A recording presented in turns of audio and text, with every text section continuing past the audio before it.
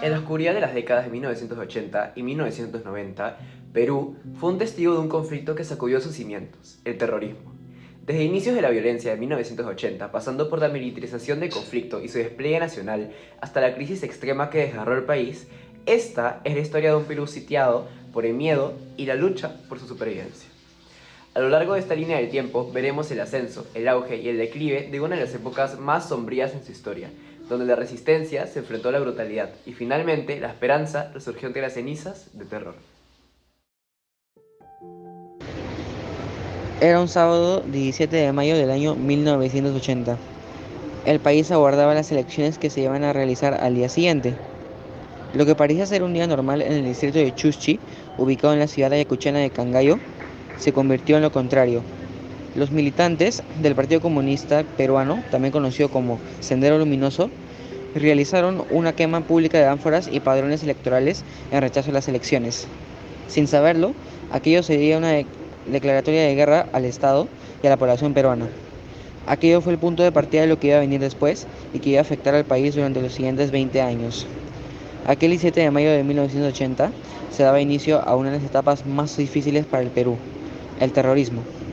Sendero Luminoso había sido fundado por el profesor de la Universidad de Huamanga, el cual, siguiendo la ideología maoísta, pretendía tomar el poder por la fuerza mediante una guerra armada con el propio gobierno. Su nombre era Abimael Guzmán. Mientras todo esto sucedía, el 28 de julio, Fernando Belaúnde Terry asumió la presidencia por segunda vez, tras haber sido el ganador en las elecciones. Ese mismo día, Sendero Luminoso causó un pequeño apagón, explotando con dinamita el sistema eléctrico de Lima, Ayacucho y Cusco, mientras el recién investido mandatario daba un discurso. El 26 de diciembre, las calles de la avenida Tacna amanecieron con unas imágenes horribles de ver. En los postes había perros muertos colgados con mensajes para los líderes chinos, diciéndoles que había surgido Abimael Guzmán para ser el reemplazo que ellos necesitaban en el Perú. En marzo de 1981, el presidente Belaúnde promulgó un decreto en donde se normalizaba el terrorismo, algo que causó que este creciera aún más. Sería en agosto de este mismo año cuando 4 senderistas que ingresaron a la sede de radio La Crónica y difundieron un mensaje en donde denunciaban el inicio de la lucha armada.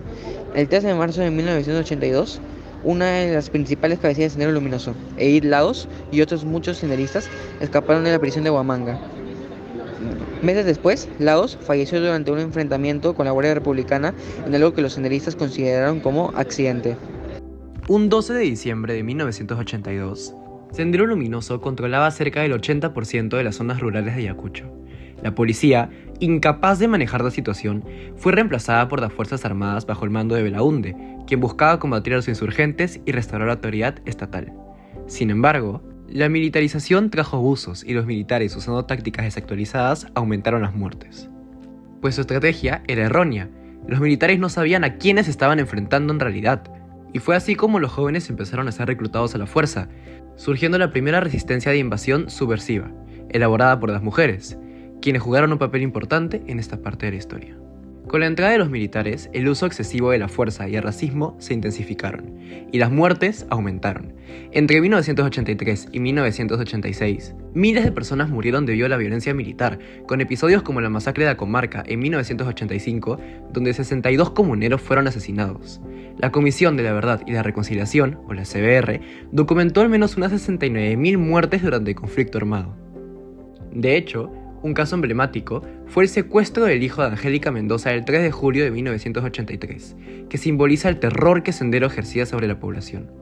Ante este contexto, algunas comunidades, atrapadas entre los senderistas y las Fuerzas Armadas, formaron rondas campesinas para defenderse. Mientras Sendero Luminoso consolidaba su estructura y su propio congreso y expandía su influencia en universidades como la Universidad Nacional San Martín, la UNI y la Cantuta, el gobierno intentaba frenar su avance con medidas como el suministro de armas de las rondas campesinas. Sin embargo, la falta del control sobre la violencia y los abusos solo fortaleció el apoyo social hacia los insurgentes, haciendo evidente la ineficacia de las estrategias estatales. Despliegue nacional de la violencia, de 1986 a 1989. En esta etapa, el Perú ya se había sumergido casi por completo en la crisis y la violencia. Se dieron varios incidentes que lamentablemente acabaron con la vida de muchas personas, siendo culpables los militares, Sendero Luminoso y el MRCTA. Hubo un preocupante incremento de ataques y atentados en las zonas urbanas, debido a la creciente influencia que el Sendero Luminoso tenía. De igual forma, las operaciones elaboradas por las Fuerzas Armadas en contra del Sendero Luminoso llevaron a muchas tragedias, ganándose represalias y más violencia por parte de los terroristas. Sin embargo, no solo zonas urbanas fueron víctimas, sino que en lugares como en Soras y Ayacucho fueron ejecutadas 29 personas por miembros del Sendero Luminoso. También hubo una masacre en 1985 involucrando a más de 60 personas, que se sumó a las varias que hubo en zonas rurales, especialmente hacia los quichohablantes. Entre los atentados más significativos se encuentra el ataque al Canal 2, que dejó un saldo de 25 muertos y más de 150 heridos. Estos eventos no solo causaron pérdidas humanas, sino que también generaron una conmoción nacional. Para 1989, la situación en el Perú estaba de mal en peor. La crisis económica no hacía más que aumentar, y lo mismo para los ataques de Sendero Luminoso y el MRTA. El 3 de junio se dio un atentado por parte de los senderistas contra los buses del ejército peruano.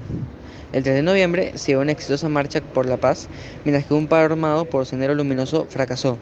Al año siguiente, en 1990, se celebraron elecciones en las que ganó inesperadamente el ingeniero Alberto Fujimori, derrotando al que era favorito, el escritor Mario Vargas Llosa. Su primera acción fue un shock económico en la cual la economía comenzó a mejorar poco a poco. Con un problema controlado, decidió ocuparse del otro. Pese a los sangrientos ataques que se siguieron dando, la actividad de Sendero Luminoso empezó a descender. A inicios de 1991 se encontró un video donde aparecía Abimael Guzmán bailando junto a otros partidarios. De esa manera se pudo identificar con mayor claridad a los principales miembros senderistas. El 3 de noviembre de ese mismo año se llevó a cabo el Grupo Colina, un destacamento del ejército ordenado por el presidente Fujimori, el cual atacó y asesinó a 16 personas, entre ellas un niño de 8 años. Años más tarde Fujimori sería condenado por este hecho. Para 1992, Sendero decidió atacar a las instituciones populares de Lima y así eliminar lo que representaría a la organización popular, destacando el brutal asesinato a la teniente alcaldesa de Villa El Salvador, María Elena Moyano. Ese mismo año tendrían lugar dos de los atentados más conocidos con coches bomba. El primero contra Frecuencia Latina el 5 de junio y el segundo en la calle Tarata el 16 de julio. En total, 25 personas fallecieron en Tarata y 3 en Latina, mientras que 155 fueron las heridas en Tarata y 20 en Latina. Declive de la acción subversiva, 1992 a 2000. Esta última etapa comienza aproximadamente el 12 de septiembre de 1992. Fuerzas del Grupo Especial de Inteligencia, el GEIN, capturaron a Abimael Guzmán, líder de Sendero Luminoso, y a su esposa, Elena Iparraguirre. Este evento marcó un punto de inflexión en la lucha contra el terrorismo en el Perú, debilitando significativamente la estructura organizativa del grupo. Bajo el gobierno de Alberto Fujimori se implementaron diversas estrategias que incluyeron la legalización de las rondas campesinas como comités de autodefensa en 1991, lo cual permitió a las comunidades organizarse contra el Sendero Luminoso, contribuyendo a su debilitamiento y el desmantelamiento de las cúpulas de los grupos terroristas, lo que resultó en el arresto de varios cabecillas importantes como María Pantoja, José Arcela, Maritza Garrido, etc. Aunque Sendero Luminoso continuó realizando algunos atentados, estos fueron menos frecuentes y mortales. Por ejemplo, el atentado en Tarata en 1992 fue uno de los últimos grandes ataques antes del declive. En 1996, terroristas del MRTA tomaron la residencia de la Embajada de Japón. El cautiverio duró 126 días hasta el 22 de abril de 1997, cuando se ejecutó la operación Chavín de Huántar. Al final, se determinó que el 54% de las muertes fueron por Sendero Luminoso, el 37% por las Fuerzas Armadas y el 1.8% fue de MRTA. A pesar del éxito militar contra el terrorismo, el gobierno enfrentó críticas por su manejo autoritario del poder y por casos de corrupción que afectaron a las instituciones estatales.